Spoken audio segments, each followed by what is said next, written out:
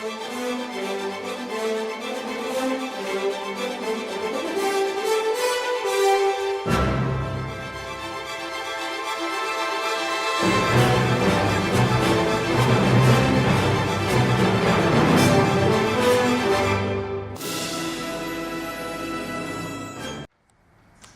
pleasure and my honor to introduce tonight's speaker, Reverend Kevin L. Davis, past master of Moultrie Lodge 381, Free and Accepted Masons, Ancient and Accepted Scottish Rite, 32nd degree, Warring of Georgia, Valley of Albany, Wandering Bishop, SI, or Unknown Superior, and free initiator of the Martinist Order of Chenu, or Pasquale.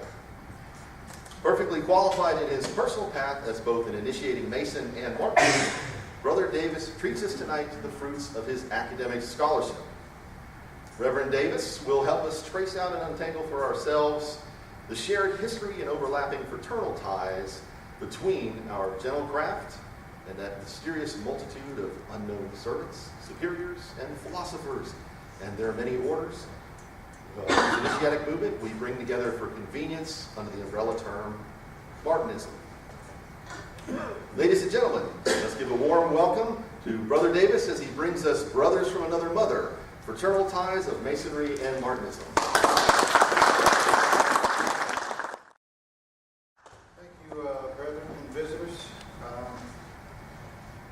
Martinism is the name given to a body of teachings and succession originally deriving from the teaching of the late 18th century figure known as Martinez de Pasquale.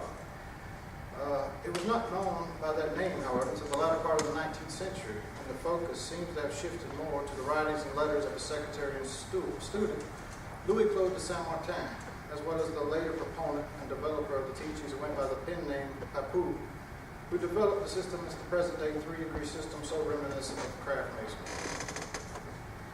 It is my intent to explore the personalities involved in this movement, their personal philosophies which fed into it, and especially the seeming side-by-side development of Freemasonry in one form or another throughout its existence. It is also my intention to demonstrate the worth that Martinism might have for present-day Masons and its personal worth to myself. I should like to emphasize that so little of definite nature is known of the early years of the movement, that there is very little that I shall say that someone somewhere cannot dispute. For every assertion, there is someone somewhere who can provide a counter to that assertion. Therefore, I ask that you use what I have to say here as a springboard for your own research, and to forgive any errors that here and there may occur due to the haste in preparing this presentation. The original namesake of the order, Jacques de Levron Joachim de la Tour de la Casa Martinez de Pasquale, was born in Grenoble, France, anywhere from 1709 to 1727, depending upon the source, of a Spanish or Portuguese father. Although according to one source, a coach builder, there seems to be very little known about either his place of origin, or even if he was or was not Jewish. But it seems his father had received a Masonic patent from Charles Stuart, Bonnie Prince Charlie, giving him powers as a, quote, deputy Grand Master with the power to establish lodges, and this power was transferred to his son upon his death. Pasquale was thus a master mason of some sort, at least by age 28. It seems to have been Pasquale's goal to create not a Masonic rite as such, but an organization for fellow Freemasons that would provide a more spiritual framework than the more open and often secular environment of continental Masonry which he would have known. To this end, he created several organizations, but the one that concerns us in this context is that known as the Ordre des Chevaliers Masons et Lucons de l'Univers, or Order of Knight Masons, elect priests of the universe. Founded in Bordeaux around 1766. This order admitted only Freemasons, but from what is known, practiced a type of work far different from that which was and is practiced within the confines of Masonic lodges today. Medieval style rites involving angels and archangels, very Catholic style forms of ritual and prayer, as well as the magical and mystical use of the Psalms. The higher degrees of the order taught such practices as the invocation of various spirits, such as the Shem HaMephorash, or divided name of the Kabbalah, the so-called divided name as derived from Exodus 14, verses 19 to 21, celebration of the equinoxes, and similar highly ritualistic and time-consuming forms of ritual work. Central to this was Pasquale's concept of reintegration, which students of Young may take an interest in. A simple explanation being man's salvation by theurgic work, theurgy being the work of God, literally. A personal relationship with the mystery which he called simply la chose, or the thing. This is analogous perhaps to today's Christian arguments regarding grace versus works, that is proposed to achieve this reintegration through the intercession of Christ. Pasquale died in 1774 in Santo Domingo in modern-day Haiti, where his teachings, by many accounts, still have influence today. Before this time, however, he initiated two individuals who carried his work forward, Jean-Baptiste Guillermo and Louis-Claude de Saint-Martin.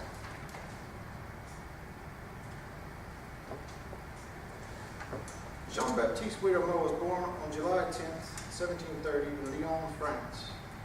He was admitted into the Order of Elect Colons as early as 1767, but prior to that had been admitted to an unknown Masonic lodge in 1750. He would later go on to affiliate with the Rite of the Strict Observance in 1773, and went on to found several lodges of various stripes, such as the Grande Loge des Maîtres Réguliers de Lyon, and a chapter of the Chevalier de l'Aigle Noir et Rose Croix, or Knights of the Black Eagle and Rose Cross.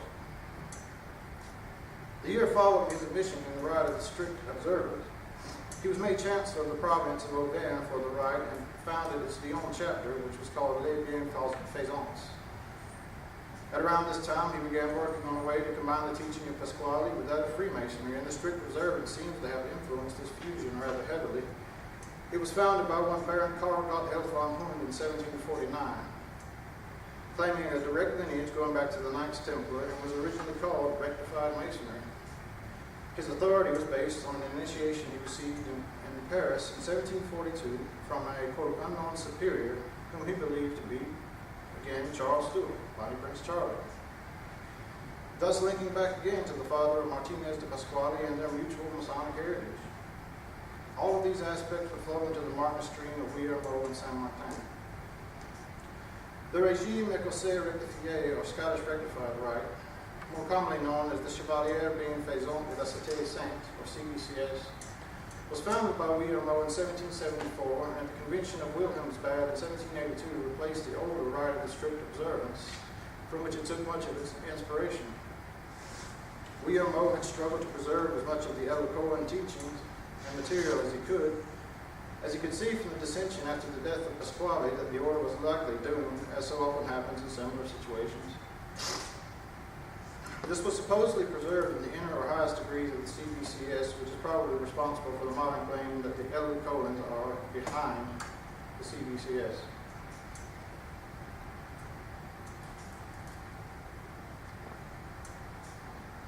Louis-Claude de Saint-Martin came from a religious family of minor French nobility. He is sometimes referred to as a marquis. Born in 1743, he joined the Elect Colons around September of 1768 and soon became the personal secretary of Martinez de Pasquale, serving as such from 1768 to 1771. It was in this capacity that he came into contact with Guillermo, who was at that time head of the Elect Colons body in Lyon at that time, and the two seemed to have got on well together. Saint-Martin seemed to have had trouble with the ceremonial magic of the Elect Colons, among other things, and reportedly once asked his teacher, "But tell me, Master, are all these necessaries necessary to pray to God?" To which Pasquale answered, "We must be content with that which we possess." Saint-Martin's views were far more of an internal work than the way of Pasquale, and he referred to it as the vie cardiaque, or way of the heart. In his view, Christ was the Word as written in the Gospel of St. John, and this Word was with man in the beginning, but had been lost. Only through recovery of this lost Word could man be whole and reintegrated. His writings were published under the pseudonym The Unknown Philosopher, under which name he is revered to this day within Martinism. While it is known that Saint-Martin was a Mason, he was a member of both the Elect Colons and the Scottish Rectified Rite. I could not find when or where he first joined. There is, however, strong evidence that he belonged to the Lodge La Bienfaisance in Lyon, which was very likely the same strict observance lodge by that name founded by Guillermo. There is also a letter of 1773 in which he refers to himself as a Rose Croix Mason. Just as Saint-Martin came to have distaste for the highly ritualized working of the order of the Elect Colons of Pasquale, so did he eventually come to have a similar feeling about Freemasonry. In June of 1790, he asked that his name be removed from all Masonic registers, finally leaving the pomp and ceremony of the elect Cohens, CVCS, and Freemasonry for the contemplative way of the heart, which was closer to his nature. He died in 1803. The French Revolution seems to have put a temporary stop to the workings of both Saint Martin and Guillermo. While Saint Martin repeatedly had students that continued his work, little, if anything, is known about him. Although it is believed that he transmitted authority in an almost apostolic manner, that is, by the laying on of hands, he transmitted the initiation, as it was called, which he felt he had received from Pasquale.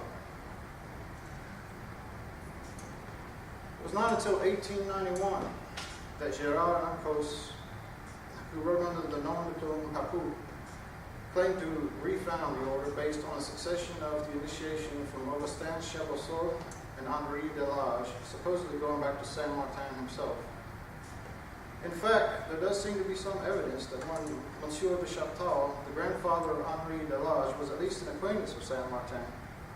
The initiation was not an initiation in the usual ceremonial sense, but in the words of Chaboseau, it was, quote, an oral transmission of a particular teaching and a certain comprehension of the laws of the universe and of spiritual life, which in no case could be regarded as an initiation in a ritualistic form. Excuse me. Originally called L'Ordre des Supérieurs Inconnus, it later became known as L'Ordre Martiniste, or the Martin story. It is at this point when Freemasonry and Martinism meet up in a far greater way, as the initiation, the holders of which by this time had come to be called Supérieurs Inconnus, or unknown superiors, had come to be the last in a series of 3 degrees highly reminiscent of the craft degrees of Freemasonry, usually referred to as Associate, Initiate, and SI, though there are variations on those within different variants of the order.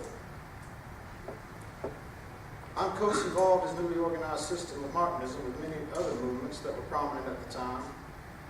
The Gnostic Church, Jules Douanel, from which many of the so-called wandering bishops spring, became very important to the order and was its, quote, official church in all but name. In fact, Martinism has long been associated with the tradition of the Episcopi Vagantes, or wandering bishops, and Ancos was most certainly made a bishop by Douanel, or one of his followers. And this passed on to such individuals as Theodore Royce and perhaps even Aleister Crowley.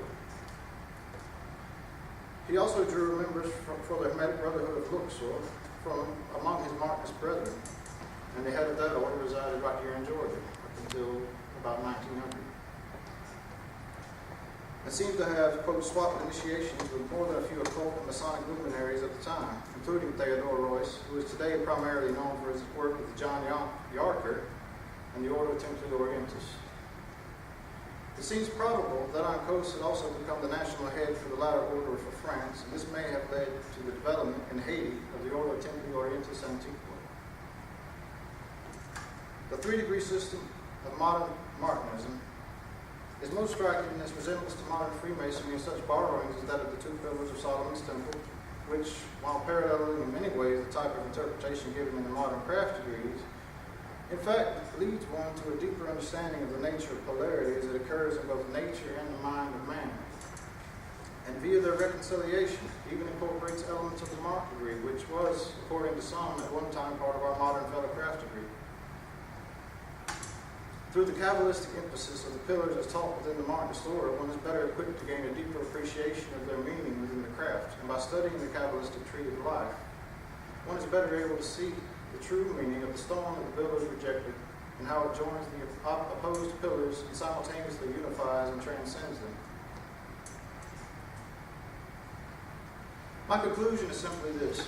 Martinism is, in many ways, an esoteric, more mystical take on the Masonic model itself, which has coexisted for so long and so unobtrusively with Freemasonry that no one seems to have seriously, if ever, taken it to be a form of clandestine masonry. It complements it in so many ways, while acknowledging both its debt and its near dependence, that I feel that any brother Mason could not help but benefit from at least a basic study into the phenomenon. The very origins of the movement were an attempt by a Freemason to create a more spiritual system for his fellow Freemasons to delve into a more personal, direct relationship with God. though this was filtered initially through the Catholic imagery with which the founder had obviously been immersed. Even later, this swung in the opposite direction with Saint Martin, who eschewed all ritual whatsoever, even renouncing Freemasonry itself in the end for that very reason. This dichotomy mirrors in many ways both the all-accepting stance of craft masonry as compared with the exclusive Christian-only appendant bodies, as well as the stance of modern regular Freemasonry in comparison with the acceptance of atheists in some European jurisdictions.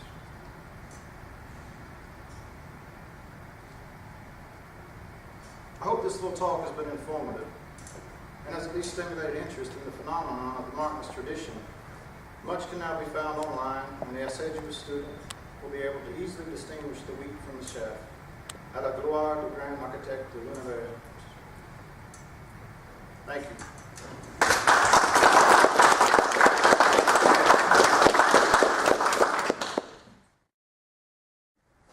Worshipful Brother Davis, if you could just stay there for a moment.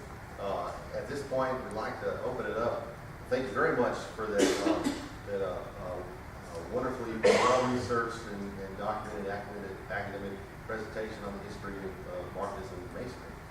I'd like to open it up to questions, because this is a really good opportunity for everyone in the audience, especially myself, to learn about something that is sometimes difficult to find information on, and is in many ways very mysterious. Does anyone out there have any questions they'd like to ask? Tim. You mentioned several times about the strict observance lodges that they started and were proliferating through the community. Are those similar or different than the traditional observance lodges which are around today? They are, as far as I know, just a later development of the same thing. Brother Martin Starr, 33rd degree in the northern jurisdiction, filled me in all over that as he has traveled quite a bit. It still exists in Sweden. I don't know how much it diverges, but it still claims the same descent, probably uses a variation on the same rituals. And as far as I know, the rituals of the CBCS, which many here may have heard of, are very much based on that, the rituals of that order. That right, I should say. Brother Anthony. So, in my mother jurisdiction of England, there are effectively two flavours of Martinism that Masons tend to be drawn to. One is a Masonic order known as the Hermetic Order of Martinists, and the other is claims no Masonic connection whatsoever, and they claim that that is further within the teachings of the founder of Martinism when he effectively rejected Masonry. I was just wondering if that's the same situation in the US, or whether here Martinism is strictly a Masonic organization. It is actually not Masonic at all. Okay. It actually accepts most Martinist lines, except women as well. There tends to be a lot of overlap, though. Most members of Martinism tend to be Freemasons that are male. There are so many different lines of Martinism because of the situation and the schisms that occurred, that it's almost impossible to trace them all. I don't know of anyone who could, Henri Bogard, I'm trying to remember the name of his document. He lists all that is known, and he admits at the time that is completely incomplete. It's called Manifestations of the Martinist Order. You can find it online. I do know, I believe, that the Hermetic Order of Martinists is recognized by UGLE. It's the requirement for joining is you have to be a member of the first grade of the SRIA, the Societas Rosicrucia in Anglia, which has an equivalent body here, the SRICF. So to join the SRIA, you have to be a Master Mason. Well, that actually brings up a point I forgot to add in the paper. Gerard Oncos would admit, actually, to any Martinist conclave, any member of the 18th degree of Scotch Rite, because of the Rose Croix background. As I said, there are so many Martinist orders. Each one has to kind of speak for itself. CBCS, how active is it in this country? Well, I don't know the details. I do know there were were some issues with the commander, Grand Commander of the York Rite, which I don't know the details. It has come to my attention that it is sometimes worked underground and privately by all kinds of individuals. I know of even lines of it being administered apostolically. By that I mean laid on of hands, we confer this upon you, and so on. Much like Memphis Mizraim was also done in many situations. I know 3 people in Georgia at one time or another belonged to CBA. That one I believe had something worked out with the Grand Encampment. I don't know the details of what happened there, to be honest with you. I stayed out of that, but I do know some that are completely unrelated from completely different jurisdictions that just working on their own, on the side, quietly. I can't. As I said, I don't really involve myself with them that much because I like to keep my regularity. So I can't tell you any more than that, honestly. Thank you. Now, I do have some questions I received from brethren that are not here to attend the lecture, so I said that I would ask them for them. Now, this is a brother in Kentucky, and he's actually the chief adept of the SRICF College in Kentucky, Leslie Tanner. And he relates and then asks, I was once offered initiation into Marcus Order, but my research has indicated that the Elos Cohen invoked and evoked spirits. Was it true, and is it still true? And if so, what did the Elos Cohen actually do in regards to this invocation or evocation of spirits?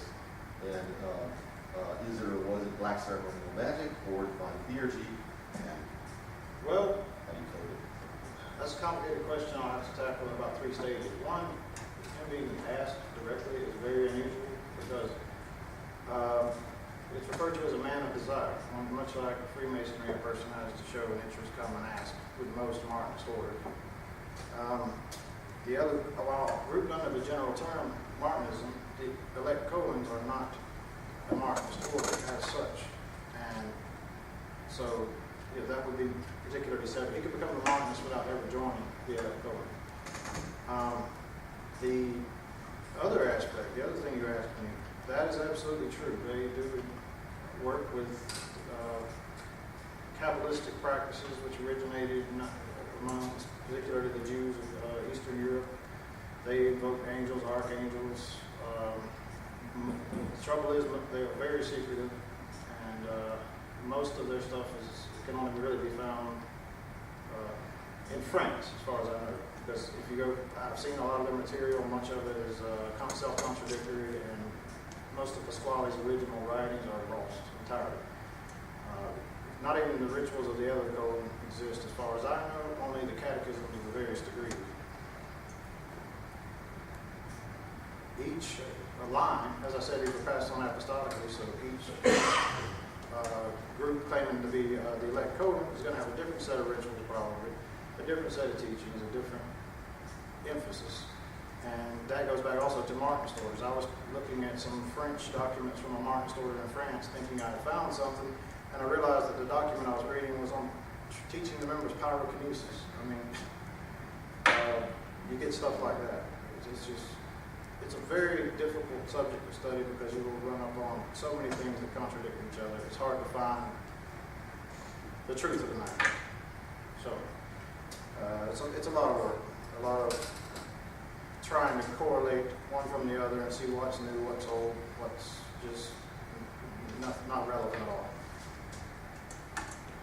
I just think it's very fascinating. Relating to history, it almost seems by design that when Pasquale had 2 students, Willermoes and San Martin, and they each went absolutely different directions and went into different directions. Willermoes kept things in Freemasonry and Martin outside. And so it almost seems that dichotomy continues to exist. Actually, I like to bring that up. From a pop psychology perspective, you can look at one as the right and one as the left brain tradition. Willermo has a more, as you might say, a left brain tendency of with the rituals, so on. Louis Claude de Saint Martin was more interested in what he called the way of the heart, contemplation, meditation. He studied Jakob Boehme quite a bit, and he didn't see the need for ritual at all. He really thought there was absolutely no purpose to it, and religion being a private matter, it was all internal. His students, he taught privately. There was never a group he founded. That was done later by students, essentially students of students, who passed that line down to Girard Encausse and Chabot and Chateau.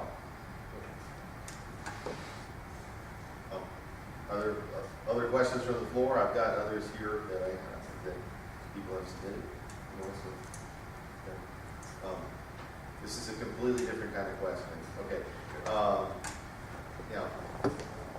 Kenny and Robert Soderstrom, who has lent us the projector here, and he's got a sick member of the family, so he can't be here. So he did want me to send in his question. This is kind of interesting.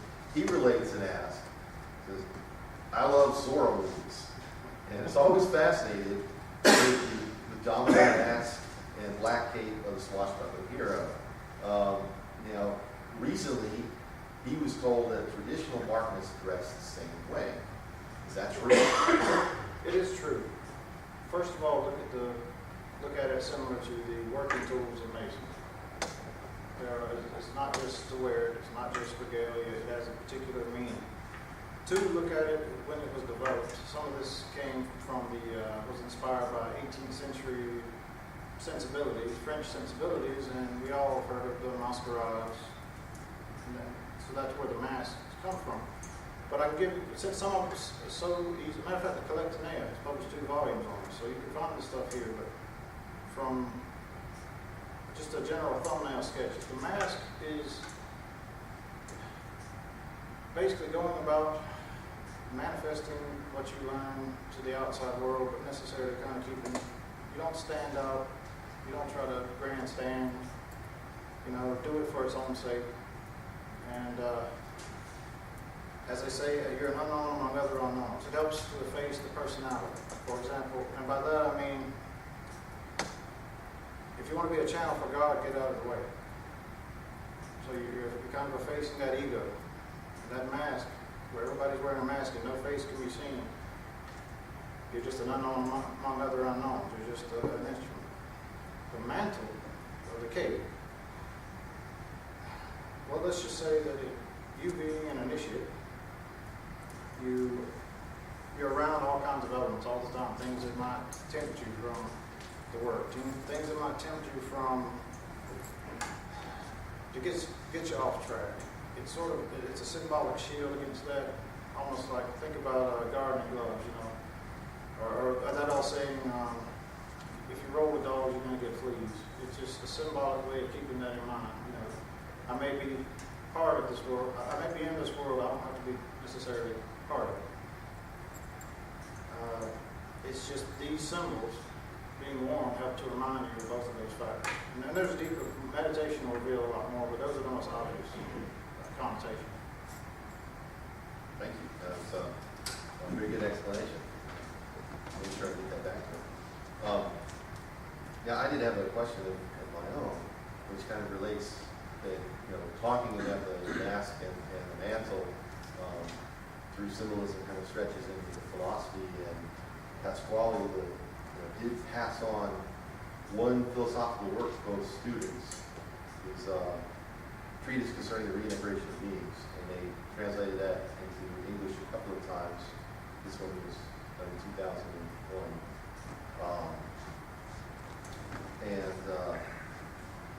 While I was rereading this in preparation for your presentation, I got to thinking about the term unknown superior, or superior incoming.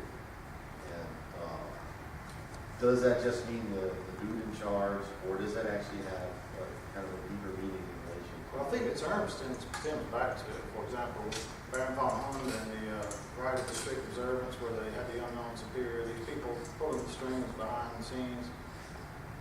But it has it's abbreviated SI. That's the third degree, and the only really important in Martinism. Yes, it stands for unknown superior in French. It also stands for unknown sir. So whenever your head gets too swollen with one, remember the other. And that's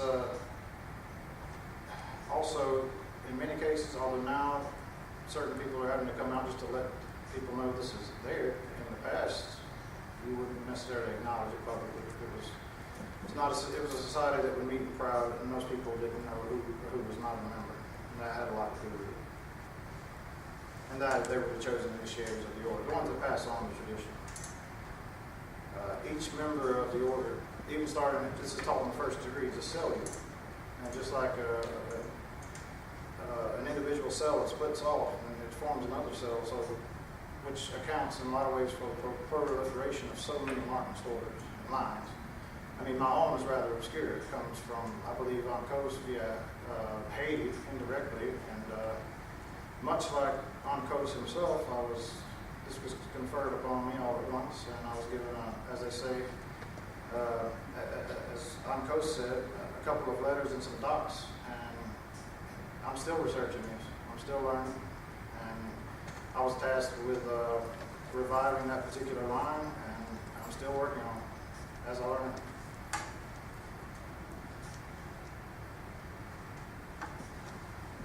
Go ahead.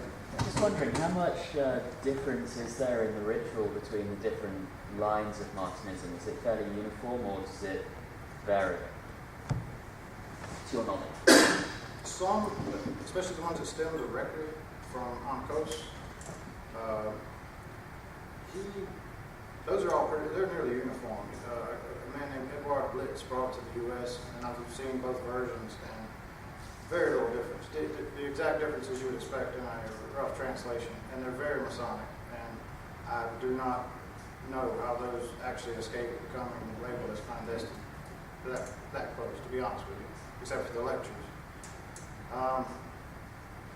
Others do things very differently. The TMO, the Traditional Martinist Order, which is a body inside Amorc, or the Ancient Mystical Order, Rosae Crucis, that one is also quite different. They're very different from what I know of.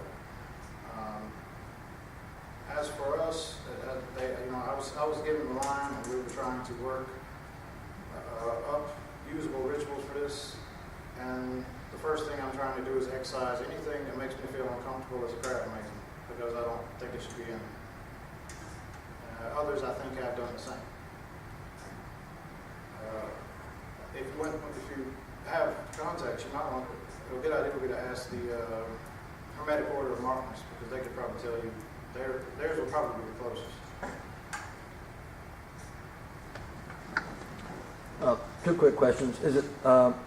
Is Martinism still, at least as from your order, still particularly Christian?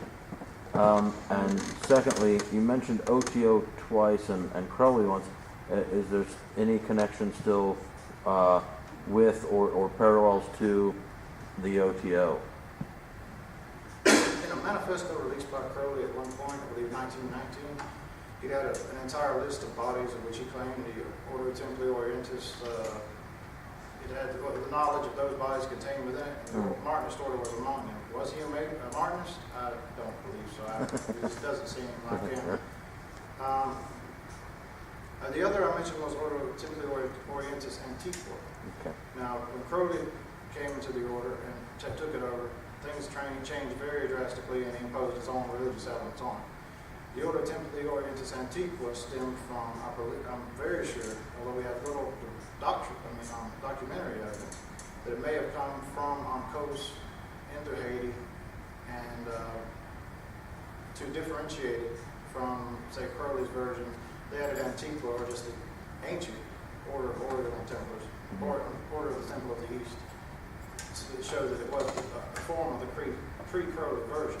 Now that order has 16 degrees and is completely different. Much of this is still practiced in Haiti. Recently been sent images where they still practices the rites of the El Cohen, and Martinism is also very big down there. But I can't, because of the situation of things down there, I can't really find out as much information as I would like.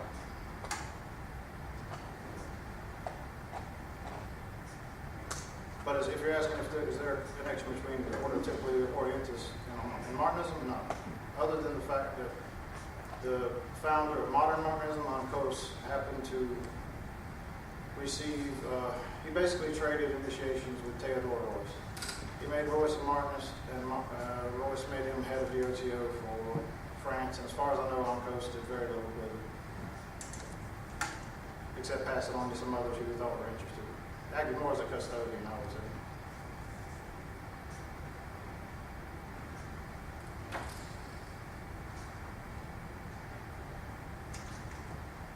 Brethren, yes?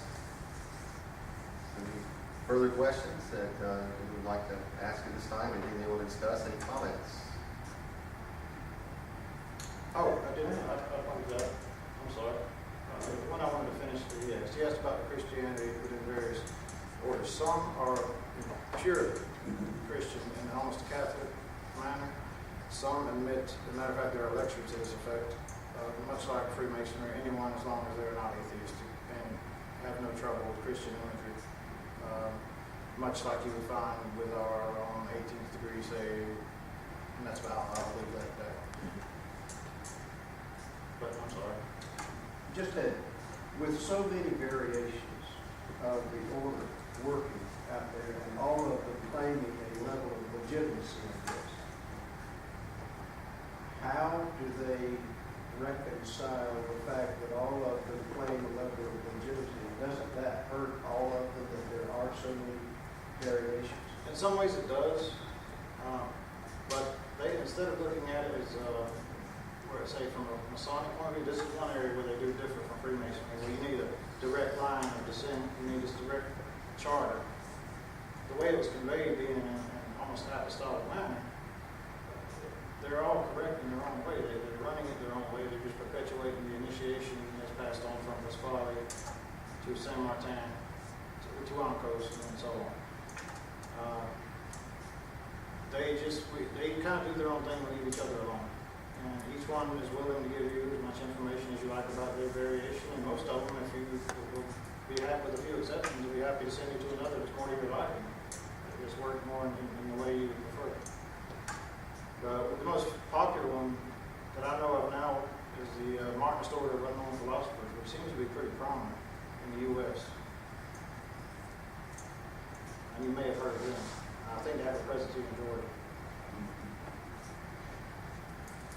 Thus, Brother Bill, to your point, it's very interesting to me that, you know, this being the philosophical legacy that Pasquale passed on to his two major students, and the treatise concerning the reintegration of beings, which is an interpretation of the Bible from a very Gnostic point of view, and an emanationist point of view, which interprets the beauty of mankind.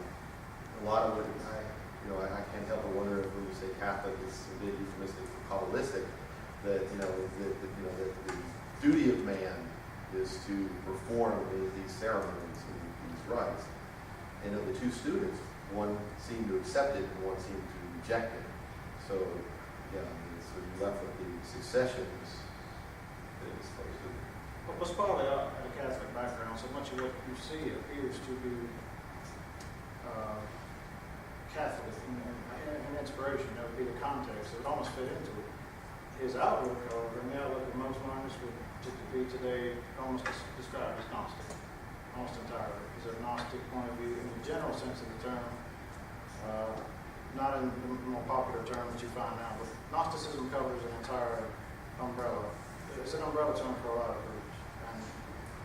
But it does seem to, modern Gnosticism seems to be getting well known. It was actually addressed by the Grand Lodge of Florida a year or two ago. It essentially evolved, how can I put it this way? It involves, say, in a nutshell, modern dogmatic Christianity, more mainstream Christianity that looks more to literal, especially historical interpretations. And this is fine within certain Martinist orders because really they leave those interpretations up to you. Gnosticism is more interested, it's not as relevant to this happening in a historical, literal sense like you get out of a history book. But what can we learn from this? What is the meaning of this in our lives? And it's a thing to be lived. And it's really hard to describe. It takes a while, honestly, for it to sink in. And the Hebrew Kabbalah helps because Martinism is very much based on Hebrew Kabbalah. As is Freemasonry to a great degree, it's just kind of been less and less noticeable as it developed. Mr. Scott, is there a question? No, just thinking. Probably 1,000 questions, but I can't particularly put them together.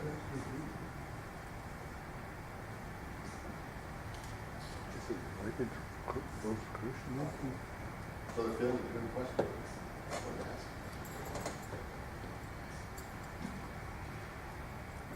Reverend Davis, I think this is a wonderful presentation, and especially the Q&A section, so that people get a chance to find out about this. And I just want to thank you very much for coming up here and sharing the fruits of your labor and stepping up and doing such a first-rate job in about 25 days. And so I just want to give you a big round of applause. Thank you very much.